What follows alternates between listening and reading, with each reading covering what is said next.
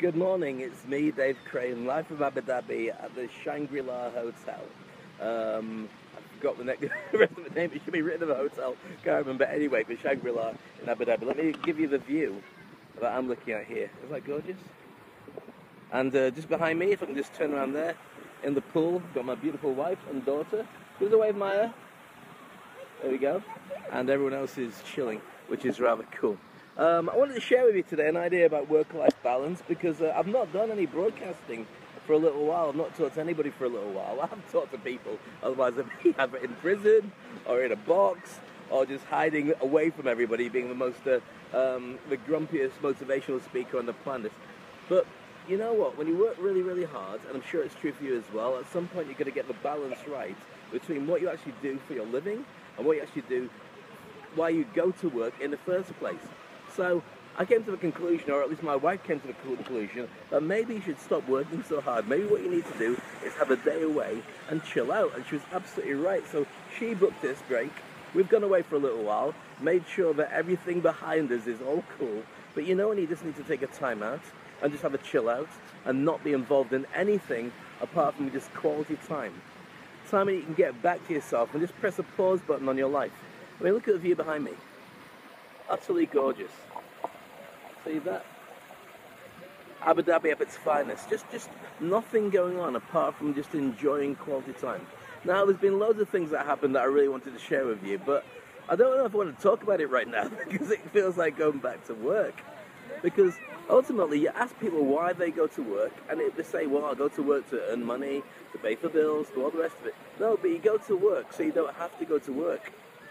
That's it. Now, you want to get a job that you love, but at the same time, you want to make sure that the work-life balance is exactly the way that you want it to be. And it's very difficult, especially challenging times like this, to get that work-life balance exactly as you truly want it to be. Now, my public speaking business has been taking off really well, as you've probably been following on LinkedIn and so on. As a direct result of that, I'm just inundated with clients. I think one of the things that's made a massive difference, especially for people like my age, and as you can see, I'm knocking on a bit grey in the beard. I'm to everybody, George Clooney had it from about the age of 12, is that as you get older, the game changes. I think that there's going to be a massive influx of people who are 45 to 50, maybe even 50 plus. I think that's a sweet spot. Who are going to start their own businesses. I'll tell you why. It's because right now there's a real drive, certainly in the UAE it feels to be, where people are not being employed if they're over 50, or they're not being renewed if they're over 50. Now this is a bit of a shocker. It's not a shocker if you're a millennial. If you're like 30 plus, you're going, yeah, well, you know, I can understand it. Well, what it comes down to is the cost of holding on to somebody who's a little bit older is quite considerable. I'll tell you why. Because if you're 50 plus, or that kind of age group, you've probably got wife or husband, you've got kids, you've got mortgage, you've got lots of things that you're paying for on a regular basis. Now this has to be sustained by your job. Ultimately, whatever comes in goes out to all that. Now the company's trying to streamline, it's trying to cut down on all its overheads, and it wants to have somebody doing the job who might not be as good as the big boss or the upper management, but can learn on the job. Well, in that case, you're going to look towards getting somebody who's a little less experienced, but maybe for half the price. So that seems to be a sort of current thing that's happening to a lot of my friends. They're turning around and they're really worried about where they're going to go next. But hope is on the way. I'm driving now to teach everybody as much as possible how to create your brand, how to get involved in being a public speaker. Now, why is public speaking important? Excuse me. Why is sneezing important? Bless you. Thank you. Why is sneezing important? Why is public sneezing important?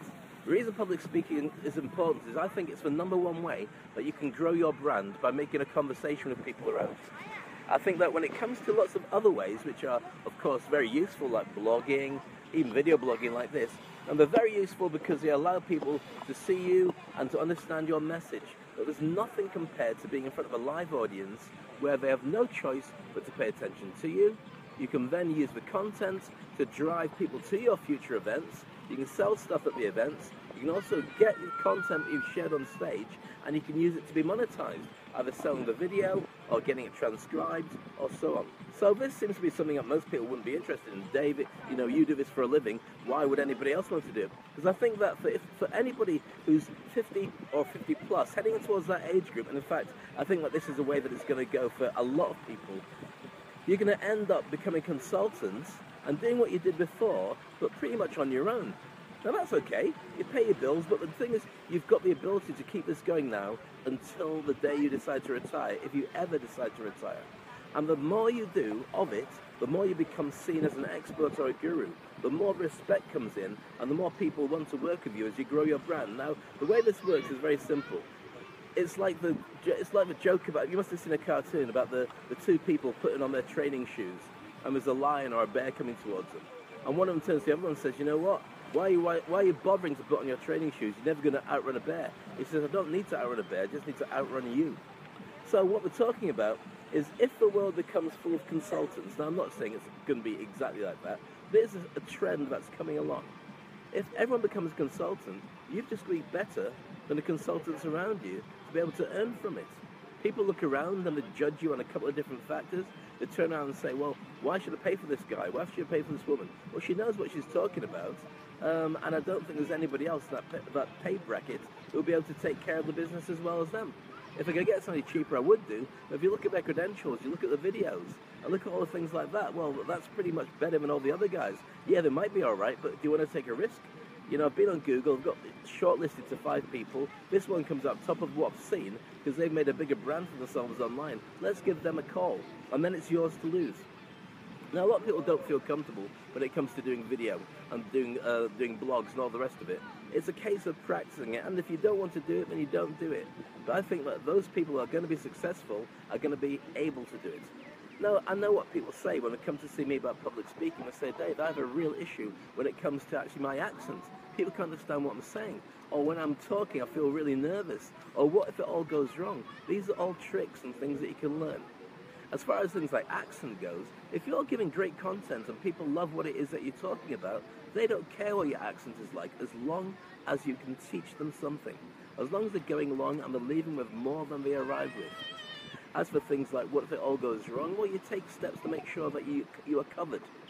I did an event it was actually in Abu Dhabi on Thursday, and I drove down there, and as I arrived, what was my 45-minute slot was cut to 30 minutes. Dave, can you do 30 minutes in front of our audience of 800 odd people? In fact, it's on my Facebook page if you want to have a look at it. It was done live on Facebook, so it had a few blips on it, but you'll see it's a brand new presentation I wheeled out about going unstoppable at work. Actually quite related to this subject. And so I had to go from 45 minutes to 30 minutes. Now, from a technical point of view, that means you've got to cut out a whole lot of stuff. And you've also got to cut it out on the fly. You literally have to keep an eye on the timing, and luckily I had a clock in front of me, and I had to judge when I was halfway through, I should be halfway through my slides. And when I'm getting to the last 18 seconds, I should be ready to finish off, because the last thing I want to do is overstay my welcome and have somebody make it clear to me that they want me off the stage. You've got to be disciplined, and you also got to look after the people who are looking after you. If they find that you won't leave the stage when you've been told to, they won't want to get you back again. They won't recommend you to other people. So all the time there's things that are being thrown at you that you can and can't deal with. I remember I did an event for GlaxoSmithKline in Sharm el-Sheikh in Egypt.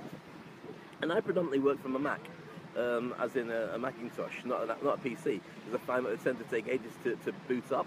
And also they can update in the middle of your speech. That's why I stopped using PC. Whereas a Mac is relatively easy, even though everybody gets grumpy about the connections.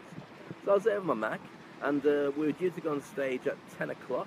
I arrived at 8 o'clock to set everything up, made sure the slides worked, the videos were all connected, the sound was perfect, and then just sat down and waited for my turn to be called up on stage. We got 800 people, all in the audience, waiting for all the presentations to go through, including mine. So by the time it came up to do my speech, I get on stage, ladies and gentlemen, start the spiel going, but what I didn't realise was that my Mac had gone into sleep mode. That's alright, boot it up again. But when it goes into sleep mode, what happens is instantly it saves your file, but without the videos attached to it. So the young lady who was looking after all the engineering and all the different presentations started the recovered version, not the proper version, which had no videos. So every time I went for a video break, nothing happened. So I asked her to do it again, nothing happened. I asked her to restart it and do it again, nothing happened, and this is in front of a live audience. And then what did she do? Well, she was either grumpy or embarrassed or couldn't be bothered. So then she shuts down my entire presentation, puts up the event holding slide, and leaves me dangling in front of a live audience for about 55 minutes to make it up as I go along. Did I do it? 100%. Did people turn around and say it was amazing? Of course I did. I'm not saying from an arrogant point of view, it's because I know my material and you've got to be ready to deal with stuff. And sometimes your best presentations are the ones you ad-lib. You shouldn't be talking about a subject unless you know it really well. And in this case, it was interesting. Now, if this is fascinating to you and you want to hear more and you want to know how you can build your brand and become a speaker too, then maybe we should have these conversations more. Contact me through my email or get onto me with LinkedIn and just throw your questions at me. I'm always happy to chat to people. If you want special coaching, let me know about that as well. Meanwhile, that's it. That's my one little bit of work. A little message from my daughter.